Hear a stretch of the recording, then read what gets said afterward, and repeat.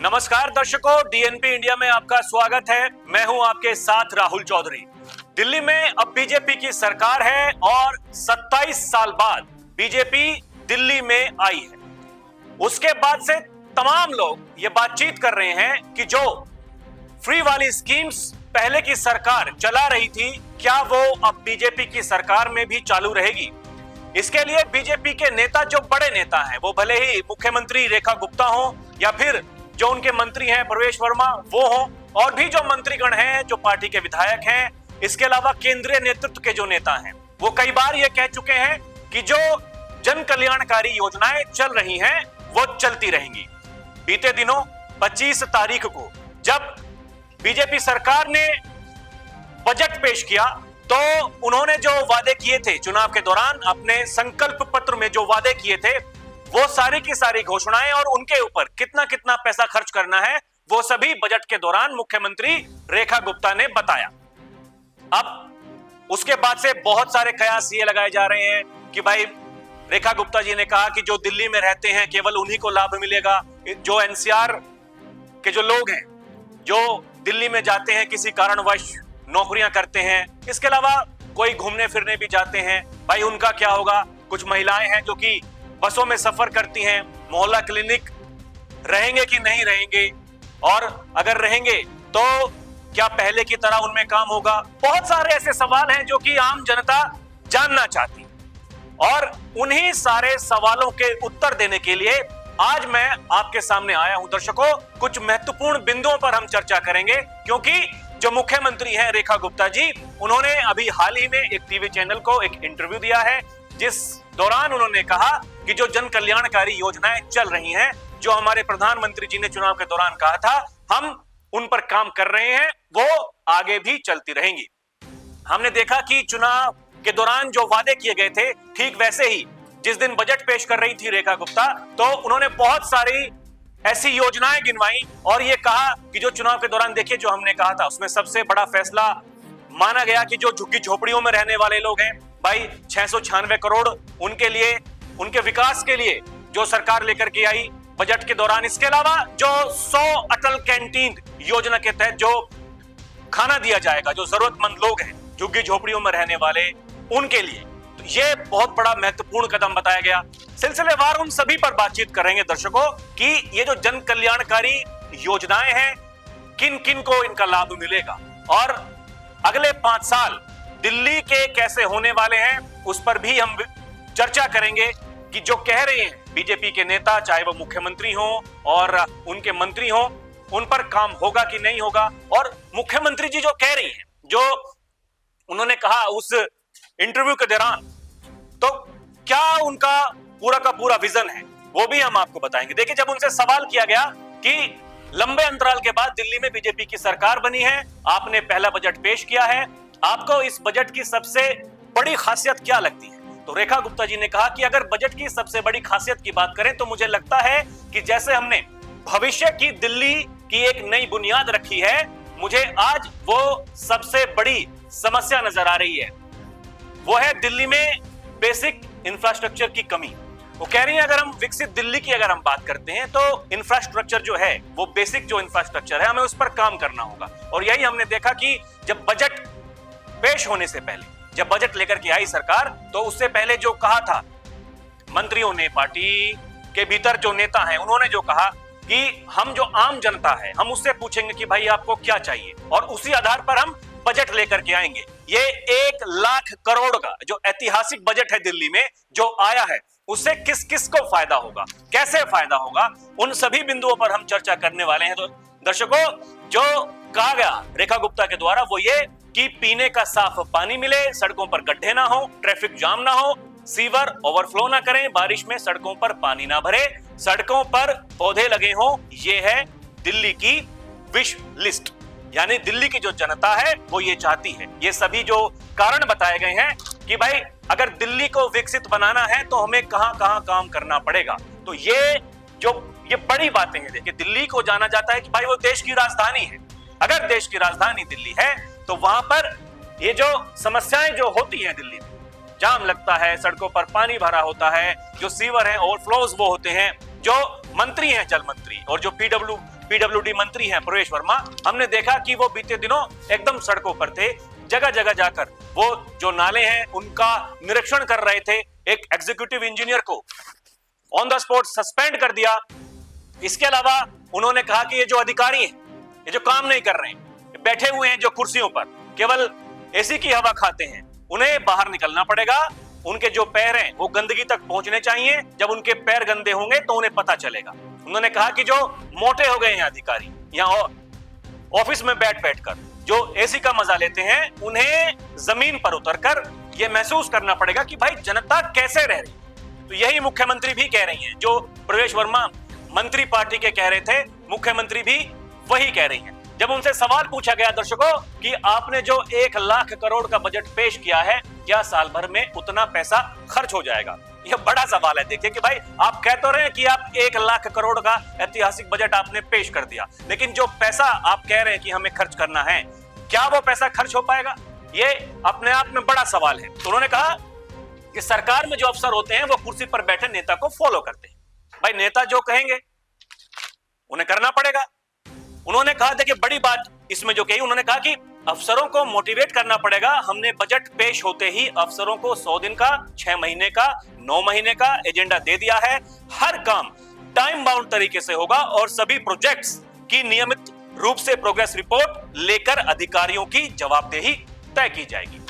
जो प्रवेश वर्मा पहले कह चुके हैं कि अधिकारियों को काम करना पड़ेगा, वही प्रवेश वर्मा जी की बात अब रेखा गुप्ता जी कह रही हैं, जो मुख्यमंत्री हैं, कि अधिकारियों को समय दे दिया गया है कि भाई आपको उस समय तक काम करना ही पड़ेगा और आपने कितना काम किया, जो उसकी प्रोग्रेस रिपोर्ट है वो आप लेकर के आएंगे और जो उस विभाग के मंत्री हैं उनको दिखाएंगे और उससे पता चलेगा कि काम कैसा हो रहा है, कहां हो रहा है, केवल कागजों पर हो रहा है या फिर जमीन पर भी हो रहा है। इसके अलावा जो अगला सवाल उनसे पूछा गया कि आपने बजट में कहा कि जो भी सरकार की योजनाओं का फायदा ले रहे हैं हम उनका सत्यापन करेंगे। यह बड़ा सवाल जिसका मैं जिक्र पहले कर रहा था कि भाई दिल्ली के जो रहने वाले लोग हैं वो कौन लोग हैं जो फायदा उठा रहे हैं सरकार की जन कल्याणकारी योजनाओं का। तो सीएम मोहतरमा ने कहा कि पिछले 10 साल में दिल्ली में एक भी नया राशन कार्ड नहीं बना। दिल्ली के राशन कार्ड का कोटा तय है, 17.5 लाख लोगों का राशन कार्ड बना हुआ है। ऐसा नहीं है कि पिछले 10 साल में एक भी व्यक्ति अपर इनकम लेवल में नहीं आया होगा। हो सकता है ऐसे लोग राशन कार्ड का उपयोग नहीं कर रहे हो, अगर वो सरेंडर करेंगे तभी नए जरूरतमंद लोगों का राशन कार्ड बनेगा। पेंशन भी हम सीधे खातों में ट्रांसफर कर देते हैं, हमें पता ही नहीं जिसके खाते में जा रही है वो जिंदा है भी या नहीं। तो साल में कम से कम एक बार तो सत्यापन हो, यानी जो हम स्कीम्स का लाभ जो ले रही है जनता जनार्दन, कम से कम भाई पता तो हो कि भाई वो जो व्यक्ति है, जो महिला है, वो पुरुष है, वो जिंदा है भी या नहीं, उसका सत्यापन तो करना ही होगा। और यही मुख्यमंत्री कह रही हैं। उन्होंने कहा कि हमें हर सिस्टम में लीकेज को खत्म करना पड़ेगा, तभी सिस्टम सरवाइव करेगा।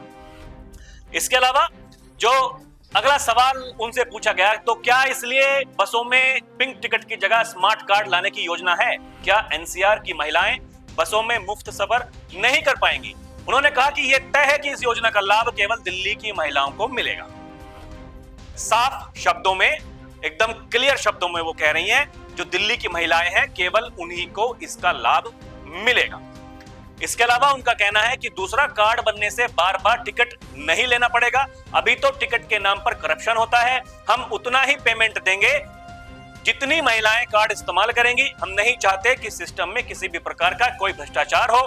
आज कितनी महिलाएं बसों में चढ़ रही हैं और टिकटों के लिए कितनी बिलिंग हो रही है, इसको कोई नहीं देख रहा। वो कह रही है कि पारदर्शिता लानी होगी और जो दिल्ली की महिलाएं हैं केवल उन्हीं को लाभ मिलेगा। जो स्मार्ट कार्ड जो बनेगा, वो कार्ड आप किसी भी बस में कहीं से भी बैठकर दिल्ली में, पूरी दिल्ली में कहीं भी आप जा सकते हैं, कोई सी भी बस में आप चढ़ सकते हैं, बशर्ते आपको कार्ड बनवाना पड़ेगा। और वो जो पिंक टिकट वाला जो मामला है वो अब नहीं रहेगा। यही कह रही हैं जो रेखा गुप्ता हैं। उनका कहना है कि इस पूरे के पूरे मामले में हमें पारदर्शिता लानी ही पड़ेगी और ये लाभ जो है केवल दिल्ली की महिलाओं को ही मिलेगा। अगला सवाल उनसे पूछा गया कि आपकी विपक्षी पार्टी पहले दिन से अटैकिंग मोड में है और 2500 रुपए की स्कीम की बात कर रही है, इस पर आप क्या कहेंगी? तो जो मुख्यमंत्री हैं उनका कहना है विपक्ष है, अब उनको कुछ काम करना है इसलिए वो ऐसा कह रहे हैं। अगर वो ये नहीं करेंगे तो वो क्या बोलेंगे? उन्हें मालूम है कि दिल्ली के खजाने खाली हैं। उन्होंने लोकसभा चुनाव में महिलाओं को 1000 रुपए देने की घोषणा की, उसके लिए 2000 करोड़ का प्रोविजन भी किया, लेकिन 6 महीने में नहीं दे पाए। इसके अलावा वो कह रही है कि ये कोई वन टाइम योजना नहीं है कि हम आते ही हर किसी को दे दें।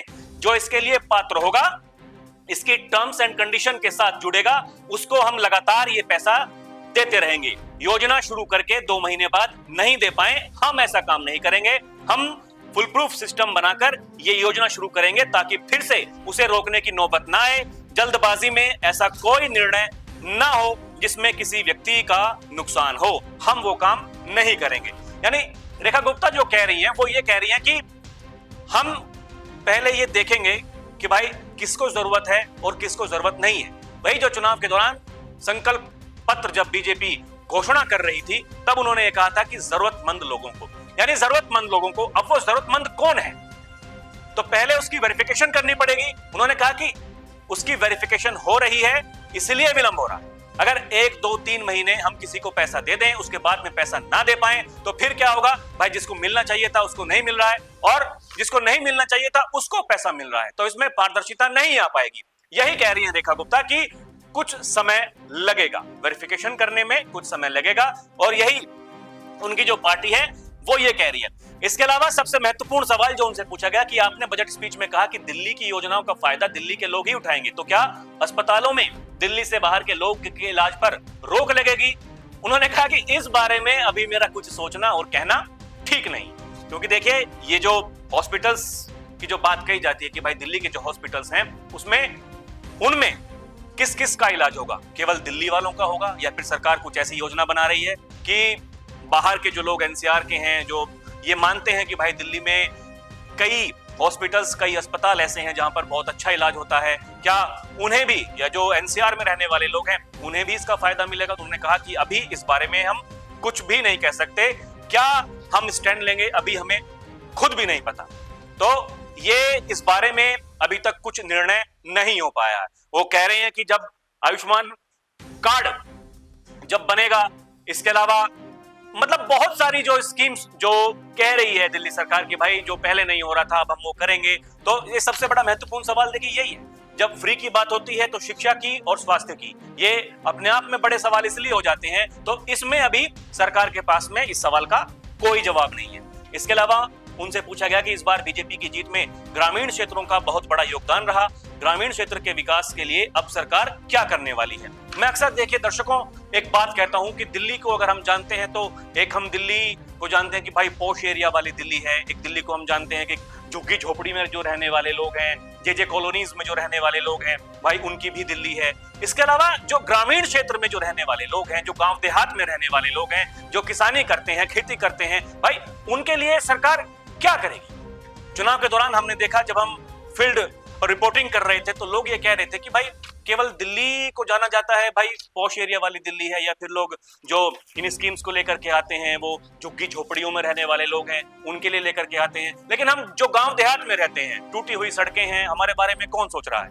इसलिए वहां के लोगों ने अब की बार खासकर जो जाट हैं, गुर्जर हैं, जो कि गांवों में रहते हैं, किसानी करते हैं, उन्होंने ये कहा कि देखिए इस बार हम बीजेपी को सपोर्ट करने वाले हैं। यही वो कारण है, केवल एक सीट पर जो इन गांव के प्रभाव में आने वाली जो सीटें हैं, केवल एक सीट बीजेपी हारी, सारी की सारी सीटें बीजेपी जीत गई। यानी जो गांव देहात में रहने वाले लोग हैं उन्होंने बीजेपी को वोट किया, और यही वो कारण है कि बीजेपी या दिल्ली सरकार अब ये कह रही है कि हमने बजट में ग्रामीण विकास बोर्ड के लिए 1000 करोड़ रुपए रखे हैं, हम गांवों में भी विकास का हर काम करेंगे और इस बार गांव के लोगों को निराश नहीं होना पड़ेगा।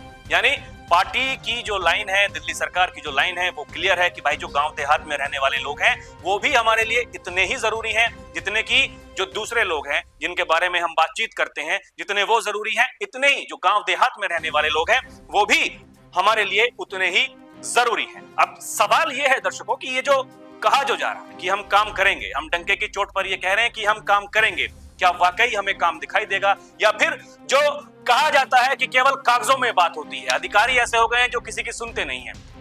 पिछले दिनों हमने देखा कि शिकायत की बीजेपी के विधायकों ने, अधिकारी किसी के किसी की नहीं सुन रहे हैं। तो अधिकारी जो सुनते नहीं है, जो फटकार उन्हें पड़ रही है, चाहे वो मंत्री हो या मुख्यमंत्री हो, जो टाइमलाइन उन्हें दी गई है कि भाई 1 महीना या फिर 100 दिन, 6 महीने, 9 महीने आपको जो प्रोग्रेस रिपोर्ट है वो दिखानी पड़ेगी। अधिकारी कितना काम करते हैं, मंत्री उनसे कितना काम करवा पाते हैं, क्या दिल्ली की तस्वीर बदलेगी, यही अपने आप में सवाल है। और इन्हीं सवालों के साथ में आपको छोड़ के जा रहे हैं दर्शकों। आप भी हमें कमेंट करके जरूर बताइएगा कि आपको क्या लगता है, बीजेपी सरकार जो दिल्ली में है, जो चुनाव के दौरान जो वादे किए गए थे और जो बजट पेश किया, जो घोषणाएं की गई थी, उनके लिए जो पैसा दिया गया है, आपको क्या लगता है, केवल वो कागजों में रहेगा या फिर जमीन पर भी हमें देखने को मिलेगा?